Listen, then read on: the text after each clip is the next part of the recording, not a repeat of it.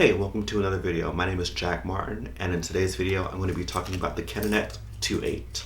Now there are many cameras in the Canonet series of cameras. There's the 2.8, the 2.5, the 1.9, and the 1.7, the most popular being the Canonet QL17G3. The Canonet 2.8 though was introduced in 1971 as a cheaper consumer model of the Canonet 1.7. It has a 40mm fixed lens and a max aperture of 2.8 in the 2.8.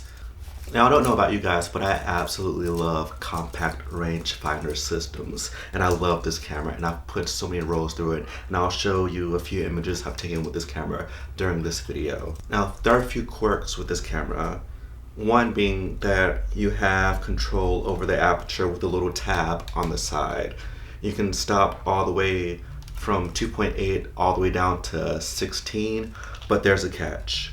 If you choose to use a manual aperture, then you will be stuck at 1/30th of a second on your shutter speed, which isn't really a problem for me. I just keep it on auto and just shoot.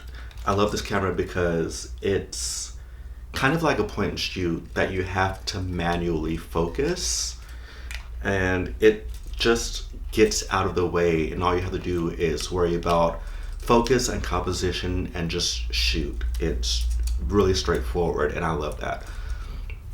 Another quirk with this camera is if you are in auto mode and say for instance it's too dark, I'm holding my hand over the light meter, say it's too dark, the camera won't let you fire the shutter. I am wound and it won't let me fire. So if the light meter in the camera reads the scene as too underexposed or too overexposed, the shutter will not fire, which isn't really a problem for me, and it won't be a problem in most cases. The only thing I've run into a problem with this camera is if I'm shooting a really dark scene, it won't let me fire, so I just open it up to 2.8 and just let it fire at 1/30th of a second, and it's not that big of a deal. But other than those two things, this is a very solid camera. In Matt Day's video on the Olympus XA, I'll link it down in the description, he referred to that camera as a sketchbook camera, which is a concept that I love.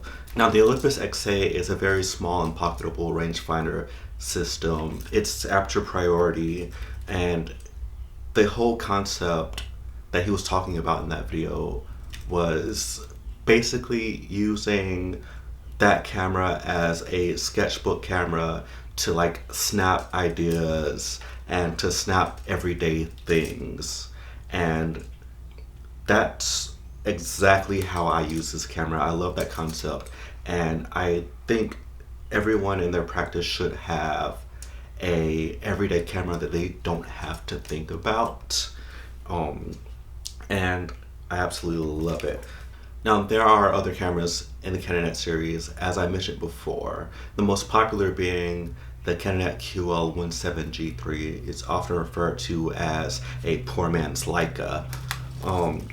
And honestly, I would choose this camera over that one for the purposes of everyday shooting.